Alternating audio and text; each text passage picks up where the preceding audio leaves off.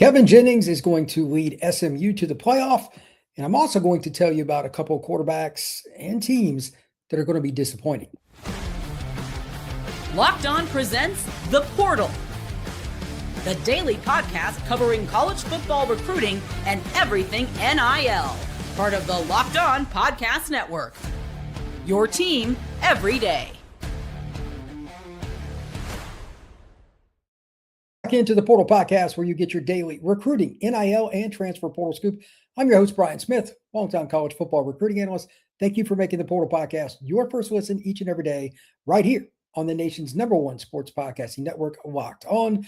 We're going to be talking about quarterbacks that I trust and those that I think are going to fail and cause possibly even some pink slips to come out for coaches, and the failures around those teams a little bit later in the show. But to start, we're going to talk about Kevin Jennings, SMU, Rhett Lashlee, and use them as a barometer because I think they're going to be a surprise playoff team, even if they're not necessarily a top 10 or so squad. The schedule, the experience, and I trust Lashlee as a play caller makes them unique. So let's dive into that, and I want to throw this up immediately. Here are 4 questions that I have about Jennings, who will be a third-year starter and a guy that is pretty much what you're looking for in terms of somebody that'll go after it. So here are the key stats to talk about. 10 picks last year is too many. He will be a graduate student. Can he take those 10 interceptions and move them down to 5? Number 2, 233 rushing yards and 4 touchdowns. Could he move those numbers up to 408? Number 3, leadership. How well will SMU play against lesser competition? That Cal game is one that they're probably going to remember for a long time. You must find a way to win your clunkers, and if at all possible, not get into those situations in the first place. And number 4, finally, passing to the middle of the field. He had 56% and 6 picks last year on intermediate passes. Most of those are going to be in the middle of the field. It is the most difficult, but it is the bottom line. If he gets that area down, he will also probably take care of number 1, 10 interceptions to 5. So let's go through these. The 10 to 5 is straightforward. Make better decisions. Maybe have a little more luck.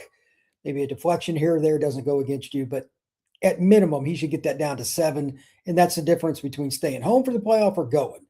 Number 2, he's a pretty mobile guy, but he did not have a single rushing attempt that was a designed run last year go for 15 or more yards. That's a little surprising. Matter of fact, it's really surprising.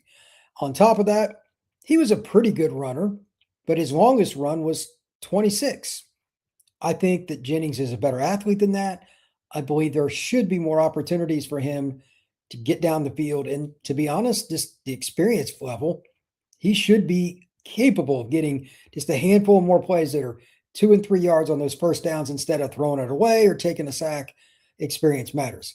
Leadership is also a part of the experience. SMU has to be ready to go on the road. Teams like Cal, teams like, Boston College or anybody else, they have to be ready. And by the way, their first game of the year is at Florida State. And yes, the Noles are down. They better come into that game ready because Florida State's going to throw the kitchen sink at them.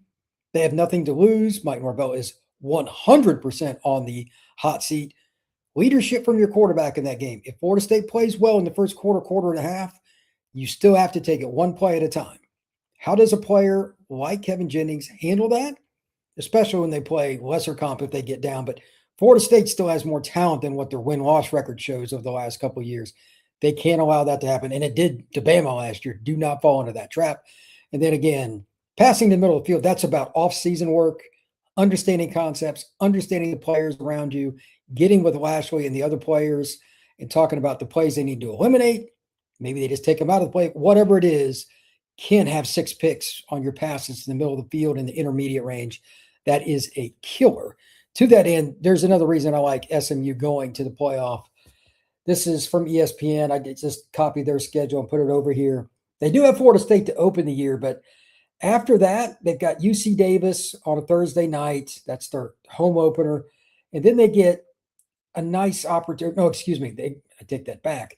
They will get that game 5 days later. UC Davis is a home opener. Then they go to Louisville. They have to avoid. They can't go 1-2. They have to at least split the Florida State and Louisville and preferably start that out 3-0. But then it's really pretty easy. Missouri State, terrible. Boston College, 3.5 game win total on FanDuel. Yeah, that's at home as well. They've got Virginia at home. Then they've got Cal at home. That should be right there a really nice run. That's 4 games in a row against teams you should definitely beat. Syracuse, man, they're not very good right now. The linemen, they don't have enough of them. I get that their quarterback's going to be pretty good and all that, but defensively, they will not have anywhere near the talent that SMU does. Then they get first year Virginia Tech. That is early November, so they should be coming around a little, but they've got more talent. Wake Forest at home, come on. And then they've got the one game that they're definitely going to be underdog. November 21st, they play at Notre Dame. If they don't win that, it wouldn't be shocking. They'll probably be about 7 to 10 point underdogs. And then they finish the year on the road again. They will travel to Stanford, but that's a bad team. So Louisville and Notre Dame, those are the only 2 for sure that I see them being underdogs. Notre Dame a little bit more, Louisville at maybe 2 or 3 points. Florida State could be pretty close to pick them. This is not a difficult SMU football schedule. Not at all.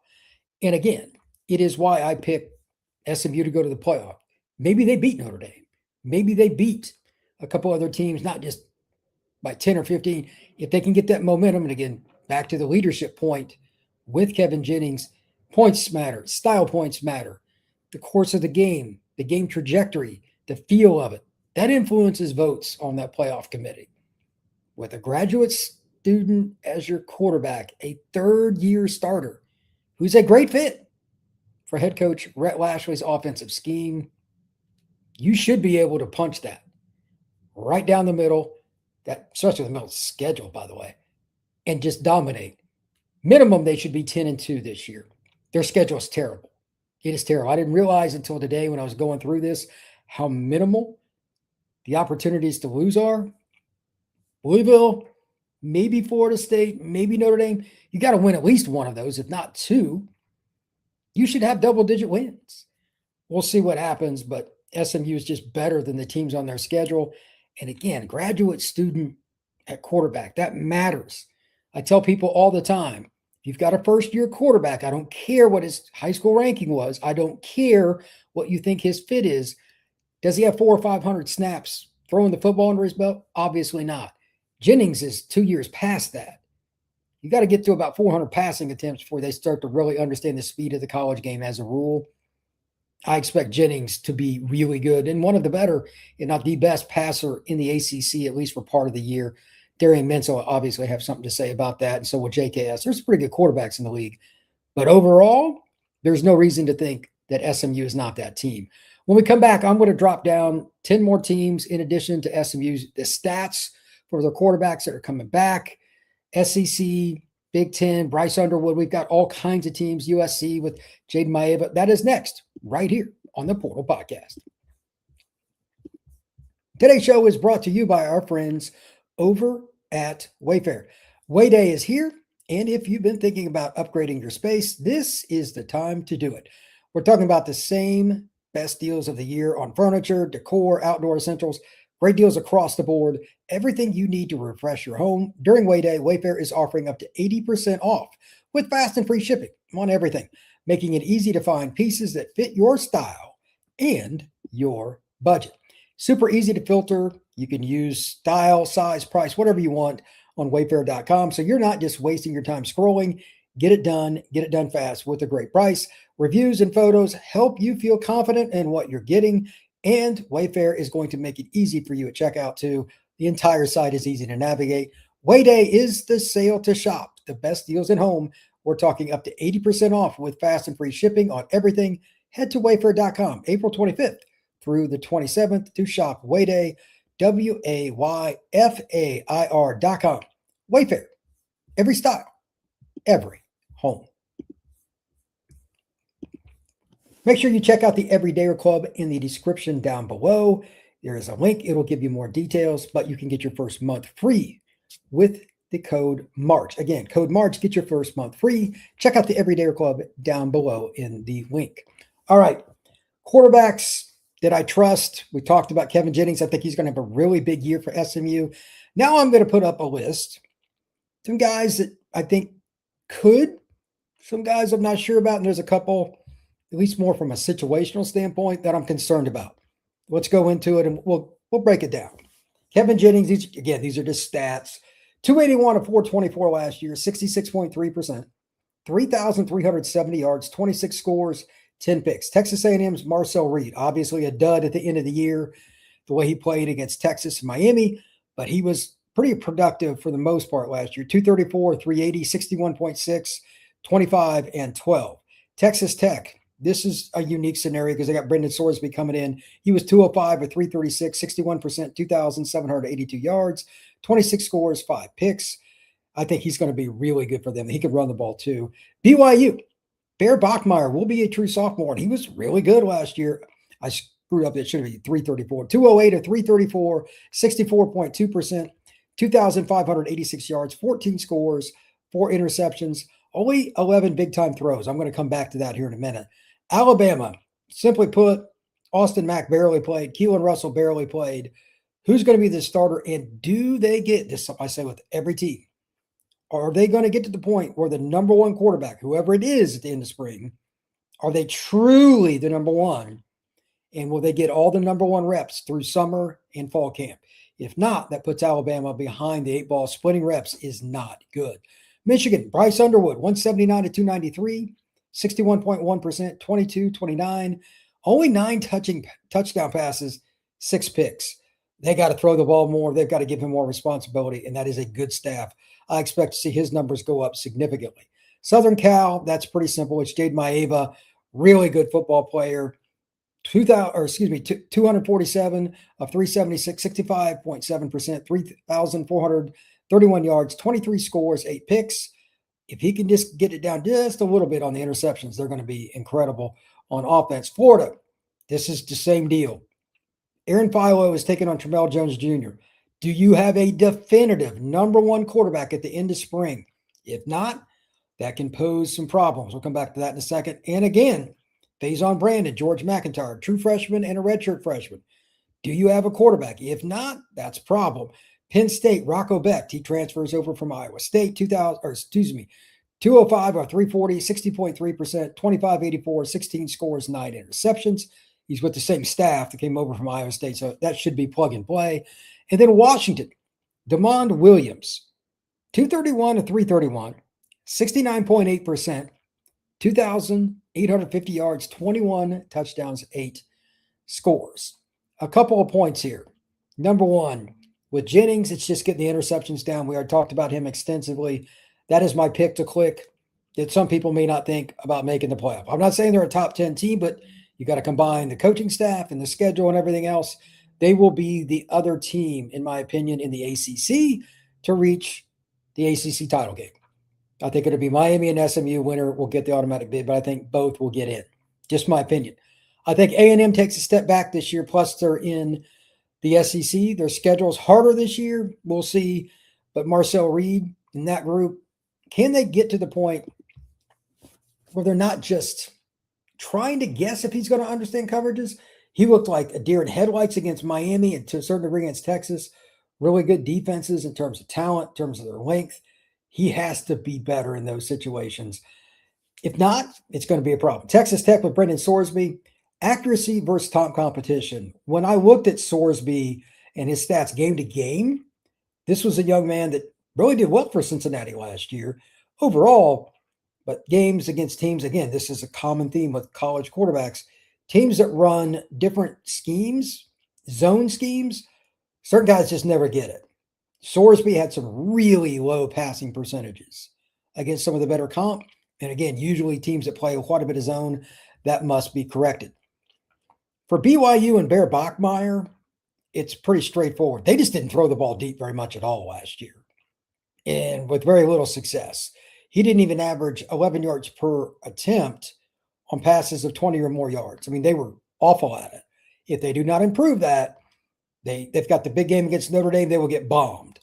If they cannot throw the ball down the field, you're not going to nickel and dime defenses that are really good. And if they get to the Big 12 title game against Texas Tech and they can't throw the ball down the field, they will get bombed in that game as well. Must be able to throw the ball down the field with much more consistency. Bama, it's just who's the starter. I already talked about this. I think both have a ton of talent. I think both have NFL potential. It's just, do they get it done early enough? That's going to be hard because they're never going to admit this, but every college coach wants the same thing. They want the backup to accept the role and be the backup. Nobody does it. So they never announce the starting quarterback at the end of spring. Well, while doing that, you're going to have two guys splitting the reps. Good luck. Need to see somebody take a step forward. If you lose an elite quarterback, too bad. Must have a starter in today's game going into summer. And I think too many college coaches worry too much about their depth chart. Michigan with Bryce Underwood. This is the guy that I think more rides on him than any other quarterback on this list. 9 touchdowns last year. They did do a very good job at teaching him how to pass from the pocket. His launch point, his footwork, everything that I watched last year, there would be moments that you're like, oh, that's really good. And then the next moment you're like, man, that's just not going to get it done. Even when he wasn't under duress, I expect that entire coaching staff basically is flipped in some way, shape, or form in terms of philosophy. Obviously, the coaches themselves. I think Bryce Underwood will have the biggest jump of any quarterback on this list, and it probably won't be close. Jaden Maeva, just big game turnovers, whether it was the Notre Dame game, whether it was Illinois, whether it was any other game they had last year. It was always a turnover that seemed to kill them. Just have got to avoid those in big games. He's a graduate student. There's no excuse for him not to be there. Florida, this is the team that I'm most likely to not know what's going to happen. I don't know what Buster Faulkner is really going to do if it's not Aaron Philo. I assume it'll be him. But if it's Tramel Jones Jr., he's a guy that can move around too. How much are they going to run the quarterback? How much are they going to really rely on Jaden Ball, great running back, with what I think is going to be a solid O-line, but I don't know if it's going to be great. And if they don't have that, they do have the receivers. But are you going to be able to hold out to throw the ball down the field? I'm really curious what they want to do there. That one's the hardest for me out of this list. They could be a team that wins 9 games, or they could be a team that wins 6 games. A lot is going to be, just like it is with the other teams here. If you've got a quarterback battle and you do not have a definitive answer at the end of spring, that is very, very dangerous, especially with Florida's schedule. They got Ole Miss and Georgia and several other teams that have playoff aspirations. So good luck. Tennessee. This is probably the one that I'm not picking on the players. I think this will be bad, but they're going to ask a freshman or a redshirt freshman to be the starting quarterback. From the perspective of Tennessee fans who are paying a lot of money in seat licenses, the seat prices have went up in general, all to help these players come in, and now they got to play a freshman or redshirt freshman quarterback. 6 or 7 wins is what I see. Their fan base will not accept it. I expect a lot of rumbles and angry fans that won't be realistic. And that's just reality. But I think next year they'll probably benefit from it. But I am really down on Tennessee out of every program on this list, and it's just timing. It's nothing against Faizon Brandon or George McIntyre. They shouldn't be in this boat. You can't be playing guys with hardly any experience against that schedule and expect it to turn out great. Penn State, they play a light schedule, and they bring in a graduate transfer with the same offense that he was running at Iowa State because the Iowa State coaches are coming over. So my only question there, leadership and accuracy. He's got to get a little more accurate. That's just part of the deal. And just leadership to help blend that roster. There's a lot of kids from all over the place at Penn State this year, from different schools. Some stayed, but half the roster is Iowa State. If he can do that, they can surprise some people. And if they don't win 9 games, I'd be a little surprised. Trust me, if you want to know what a pretty light schedule is, go look up Penn State's 2026 schedule. They call it a lot of breaks. Finally, Washington with DeMond Williams. Does he win back the locker room after flirting with LSU and transferring?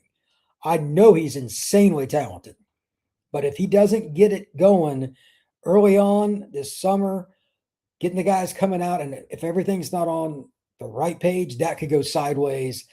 I'm really curious if that's going to happen. You were trying to leave. There's no nice way to say it. DeMond was trying to leave. There are going to be people there that are tied to him, their finances, their ability to win, that probably weren't, and maybe they still aren't, I don't know, happy with him. How does that work out at Washington? I'm a little bit concerned about it. We'll see. When we come back, we're going to jump into the chat right here on Locked on the Portal. Today's show is brought to you by TurboTax. It's tax time, but for a lot of us, the old way of doing taxes is a lot. Trying to book an appointment that's not the most convenient, sitting in a waiting room with a stack of papers, emailing back and forth and wondering if they really get your situation. But this year, you're getting a major upgrade with Intuit TurboTax, who now has in-person locations nationwide. You can meet face-to-face with a real tax expert, and your documents get uploaded straight to your TurboTax app on the spot. Just like that, you're done. TurboTax Expert works to get your every dollar you deserve while you get real-time notifications as you go about your day. It's the relief of walking in and meeting a real person and walking out knowing your taxes are being handled right. Head to turbotax.com/local to find a store near you and book your appointment. All right, let's jump into the chat and have some fun. And just for the record, if you have anything that you want to add on, not just the schools that I mentioned, if it's a player, if it's a situation, if it's a schedule, fire away in the chat now, or if you're listening later, please comment down below. All right, we've got a lot of different people in the chat here, but as usual, we have our guy Salty having some fun. Smitty, what did you do over Easter weekend? Well, for one, I didn't do as much. I did a couple podcasts. I did one on Florida State that got a commitment, and just did one that was preparing for today with my guy, Mountaineer Paul, for the West Virginia site. But I did a lot of relaxing. Enjoyed Easter, went out to eat, had a good time. I hope you did the same. This is a great question here. Salty, is Sorsby the answer for Texas Tech? I don't know. I'm really high on him, but the stats that when I really dove in today, I didn't realize it. And this is my fault. Went through game by game last year and use whatever site you want. I used PFF, but if you go through and just look at the line items, if you will, like an expense report, look at the passing percentage against some of the teams that were more complex. Iowa State is not a friendly defense to play against. Didn't throw as well. Utah, those kinds of games. I know Cincinnati's O-line is not dominant, but he'd had major drops in his completion percentage. Part of that's coaching. Part of that's his teammates. But it was significant. Is he going to be playing behind an elite O-line at Texas Tech? No. A good one? Yeah. And their schedule is garbage. He might find a way to get to the Big 12 title game just by playing average. That defense is still going to be really good. But what happens when they get to the playoff? That's what he's going to be graded on. I got to see it now. I'm a little concerned because, again, he didn't play well against some of the better competition. But he ate it up when teams didn't have the right guys. He smoked them. Kind of feast or famine. What is your prediction for Kenny Minchey at Kentucky? Here's the deal with UK. They spent some money. They even got some linemen. But do they have enough talent in terms of depth to handle the back half of their schedule? Their schedule's not friendly. And I just don't know if they've got enough playmakers. It'll probably be up and down. But Minchey took a big check. He's still going to get his degree, all that stuff. He'll be fine. Kentucky will probably beat one team they shouldn't. They'll win 5 games, 6 games. It's Kentucky. It's a basketball school. I don't care how much you spend. You got to prove it for a while. And they've absolutely got to improve their high school recruiting. Minchey doesn't hurt, though, because he's such a great athlete. Salty, we forget that Steve Angeli of Syracuse led the college football world in passing up until his injury. For those who don't remember, it's an Achilles. Will he pick up where he left off this season? No, and here's why. Nothing to do with Steve. They don't have the linemen. They lost more skill guys. I think they're trending down. They're just not spending enough. He'll have some moments, and Steve's a hell of an accurate passer. They don't have enough talent around him. I think he'll be hit or miss, and Syracuse's season will be over by game 6 pretty much. Salty, is this Vizina's year? No, and next year won't be either. I'm not a big believer. I need to see it work. Vizina is a redshirt junior at Clemson. Do not be surprised if the freshman Reynolds ends up being a guy that not just competes, but at least ends up getting reps. I saw him last year at Rivals 5-star. He's a heck of an athlete. He can run. He can throw. His legs are like Tim Tebow, like they're humongous. I wouldn't be surprised if there's a quarterback controversy. Katie says, Salty, Tate Reynolds looked good in their spring game. That doesn't surprise me in the least. Tate's got a lot of talent. He was highly recruited, kid out of Queen Creek, Arizona. Salty, is DJ Jacobs flipping to Miami? He might. I haven't heard anything in the last 24 hours, but that's an NIL deal to my knowledge. That's just going to come down to who wants it more. Great kid, too. Really great kid. Katie, as you posted earlier, watch out for Tate Reynolds. Agreed. Katie, Miami got a commitment from a quarterback over the weekend that will give them 3 high school recruits in their quarterback room. I wonder where that's going because they've done a great job of using portal quarterbacks. Does Miami switch to one next year? Kind of hard to turn down Darian Mensah. I get that. At some point they need to, but that is a wild situation in Coral Gables. Hurricane Hicks, he's a good commitment. He should help bring in other recruits. Abrams are legit. For those you don't know, Israel Abrams is the one that Katie and Hurricane Hicks are talking about. Speed, athleticism, savviness, calm in the pocket. When the rush is coming right at him, he's got the ability to make a guy miss, but he'll keep his eyes down the field or just take him down for a second and go right back. He wants to throw the football. Really unique player. DJ7MPH. There will be a lot of debate over schedules when the playoff time comes. I'm glad you mentioned that, DJ. Texas Tech's schedule is comical. Miami's isn't far from that. SMU's isn't that difficult. By the way, I'm calling out both the Big 12 and the ACC straight up.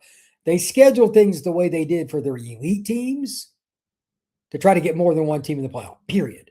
They will deny that. They are lying. 100% lying. SMU does not play Miami. BYU does not play Texas Tech. And if you look at Texas Tech's schedule, go through it.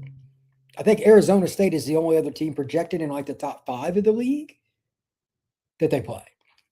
It's ridiculous. DJ7MPH. I'm not sold on Reed. Of course, DJ is referring to Mr. Marcel Reed. He looked awful in the game against South Carolina, showing some zone, but then he got hot in the second half. I don't know what they did differently, but he went nuts. But Texas has a different level of depth. They've got Colin Simmons off the edge, etc. Caused him a ton of problems for the second year in a row. He was not good.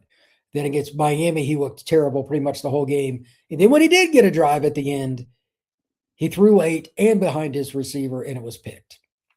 Terrible. So he's got a lot to prove. Against teams that play man and or don't have the same level of athletes, he'll kill them. What does he do against zone defense this year? Because if not, it's over. Katie, Gunnar Rivers will start at NC State in 27. He's college ready right now, physically, mentally armed, decision-making, pocket presence, and is mastered throwing receivers open, can make every throw. If CJ Bailey's still there, that won't happen. He'd be a 4-year starter, but CJ might leave after this year too. But yeah, I'm a big fan of Rivers. He's really good. Hurricane Hicks, don't count on Bailey. He is rising and he has some good receivers. Yeah, I think he's pretty good. And he does have some good rising receivers. NC State's defense will probably stink. Kenton Gibbs is NC State alum, played there, and he played D-line, and he still wasn't very confident in their defense this year. That's not a good sign, but their offense is going to be really good. Katie, Bailey will be gone in 27. I kind of think so too, but if he's back, he'll start. If not, it wouldn't be surprising at all if the freshman won the job. DJ, it's important to figure out quarterback one quickly. It's more important to get it right. Yeah, you've got to make sure that you get the right guy, but if they can't get to that point, they're in trouble. I'm not saying it's somebody's fault if you don't name somebody at the end of spring, but I know this flat out, there are coaches that will go out of their way to make a guy think that he still has a shot to win it because they want a depth piece. The downside to that is in the summer, that depth piece expects to get number 1 reps while he's competing. You need all the reps to go to your guy. Trust me, this happens. Coaches will do anything to keep quarterbacks around. Hurricane Hicks thought he was a junior. He will be. Bailey will be a junior, but I don't expect him to have a great year and stick around. He'll take the money and go to the NFL is my guess. Salty, even though teams with a quarterback battle don't announce a starter after spring, don't the players know if one of them has won the battle? Sometimes it can be close, but it just depends. Every scenario is different. But I know flat out there are times when they know who they want to play. And again, it's just lying. College coaches lie a lot because if your quarterback goes down and you don't have a good quarterback behind him, it's over. It's over. And I get it why assistants and head coaches do everything that they can to keep guys around, but you're tied to that. But it is awkward. Katie, he's expected to enter the draft after this season. Of course, there's always the chance he could stay. I mean, CJ Bailey, he'd throw for 3,000 yards and come back. He'd get paid. He might transfer too. That's another opportunity. Salty, would CJ Bailey have benefited from transferring to Tennessee, and would Tennessee have benefited? He'd have been a great fit, but his buddies transferred to NC State. He knows the system. He likes going to school there. I mean, he could have been really good at Tennessee, though. Hurricane, really deep quarterback draft next year. I would think he would fit in at Tennessee. Yeah, but by next year, Faizon Brandon's going to be there, so that probably won't be the one. Tennessee would benefit. CJ wouldn't, Salty. Katie, this is what I have said about Sorsby.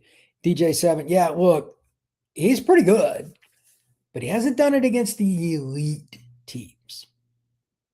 It's one thing to do what he did against some of the other teams, but go look at his stats against some of the better squads in the Big 12 last year. Completion percentage, interceptions, whatever you want. Go to PFF, CFB stats, whatever. Game situations, all that. You're going to go down some against the elite defense. I get it. But some of them you're like, whoa, this is a problem. I don't know what all happened. I don't know if he was banged up. But just from the outside looking in, that is concerning. DJ, I'm not buying Sorsby in the playoffs. Right now, I'm not either, but the main reason isn't Sorsby himself. Quick, without looking, name the player on Texas Tech's roster that's an offensive tackle, a guard, or a center that you're like, definite first-round pick, at least second round. Do they have one of those guys? If they don't, so be it. Please tell me. You need to be better in the trenches. They got their teeth kicked in by Oregon. It was awful. And their defense played pretty well against Oregon. But they didn't score. Their O-line could run the ball a little bit, and they've got a really good running back. But they just weren't good enough. Elite offensive tackles do not transfer very often. And the one that did went from Colorado to LSU, not Colorado to Texas Tech. Do they have the players around to help Sorsby stay out of third and long where he struggled? I'm not buying it. DJ, not friendly is an understatement on Kentucky's schedule. Yeah, if you go, like, again, I'm not going to do it justice right now, but the University of Kentucky, like, there's always a team in the SEC every year gets an easier path. Last year, A&M was that team. And this year, I'm not sure which one it is, but it's not Kentucky. They're going to be in a tough spot. Good luck to them. It's Kentucky anyway, but probably not the friendliest. We'll see. Can't name one, says DJ. UGA hauled in 2 O-lines this weekend.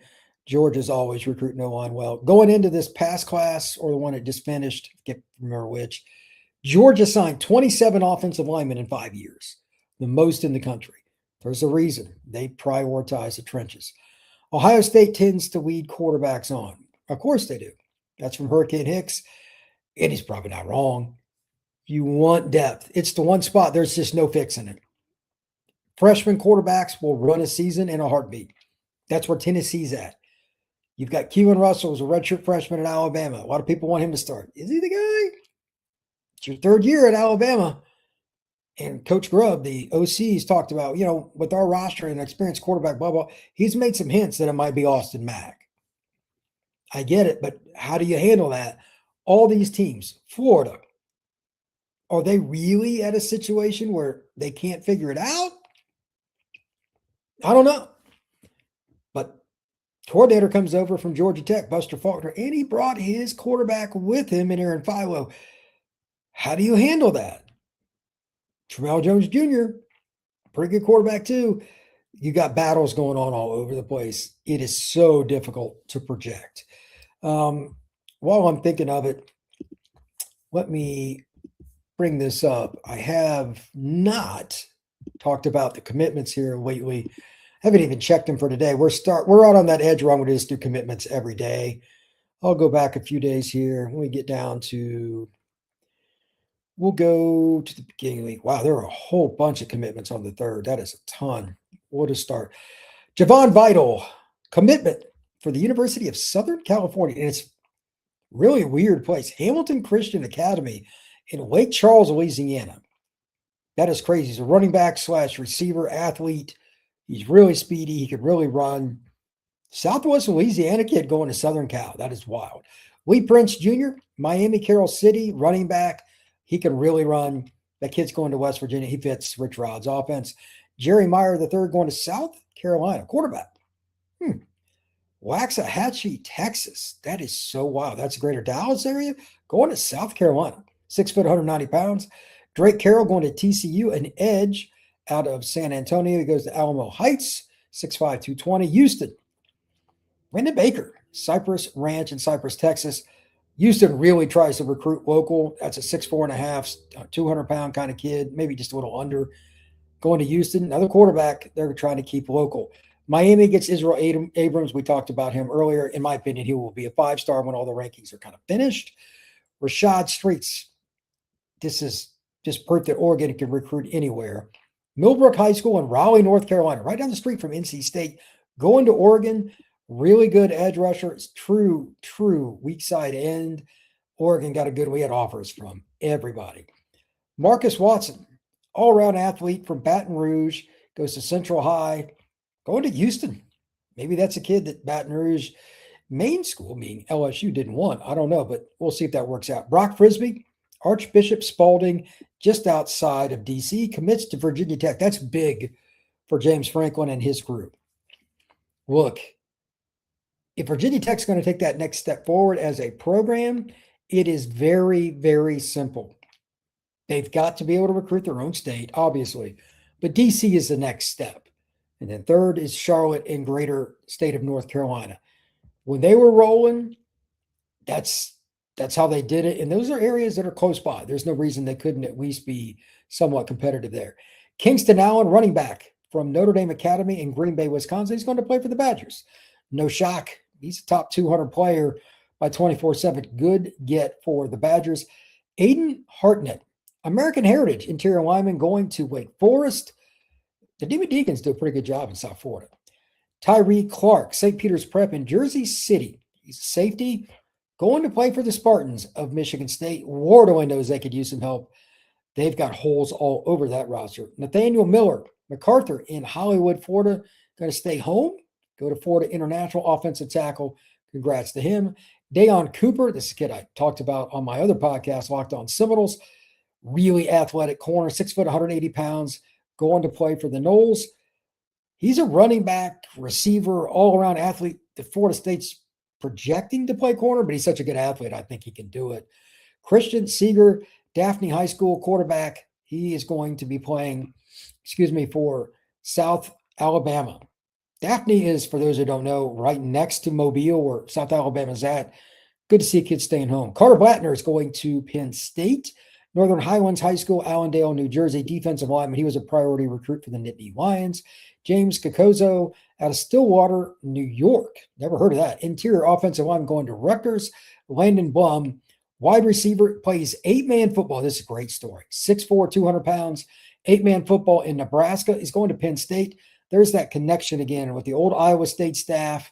They know the Midlands region well. They're going to get a player head to Penn State from Iowa. That's not a area they would have recruited at all with the prior staff. Colton McCumb, Edmond Memorial, Edmond, Oklahoma, linebacker at 6'2", 200 pounds, going to Kansas State. Carson White, quarterback, 6'1", 207, going to Oklahoma State. That kid is out of Iowa Colony, just south of Houston. DeMichael Burks out of Desert Pines High School, Las Vegas. Athlete, 6'2", 155. He is headed. Oh, wow. Is that a Fresno State guy? That's pretty impressive. We don't see Fresno State very often on this show, but there you go. Abram Eisenhower out of Lowndes County High School, Valdosta, offensive tackle, 6'5", 280, going to play for the Georgia Bulldogs. Jackson Hill, UCLA, gets a commitment from the offensive tackle out of Chaminade High School in West Hills, just outside of Los Angeles. Isa Neely, wide receiver, 5'9", 175. He is going to play for James Madison. Cade Gooden, quarterback, 6'3", 190 pounds, Out of Shelbyville, Kentucky, Martha Wayne Collins High School. He's going to play for my second alma mater, Ball State. Nate Brenneman, Rock Valley High School in Rock Valley, Iowa. Offensive tackle, 6'7", 250. He is going to play for the Iowa Hawkeyes. All right, let's see what else we got here in the chat. Katie, side note, Phillip Rivers started 4 years at NC State. Yeah, his dad was really good in college and obviously the NFL too, really good. DJ7 MPH, Kentucky plays Bama, A&M, Oklahoma, Vandy, Missouri, Louisville, Tennessee, and Florida. Good Lord, let's say that again. Alabama, Texas A&M, Oklahoma, Vandy, Missouri, Louisville, Tennessee, and Florida. That's tough, man. Like, I think 5 wins is more likely than 6. I'll just leave it at that. If they win more, good for them, but that's going to be rough. So thank you very much for checking out the Portal Podcast. Appreciate it. We'll be diving in more to recruiting now. Kind of done going through all the quarterbacks and everything, asking the questions. We're getting towards the end of spring. Might have a few after the end of April. Might have a couple. We'll see, where we discuss some specific situations that did or did not happen. Did we see what we wanted from the quarterbacks at the end of spring? It's very, very difficult because you just never know. Until we see them, we're only getting pieces. We'll find out. DJ says, thanks, Brian. Appreciate it, sir. I'm glad you had a good time. Everybody have a good one. This has been the Portal Podcast.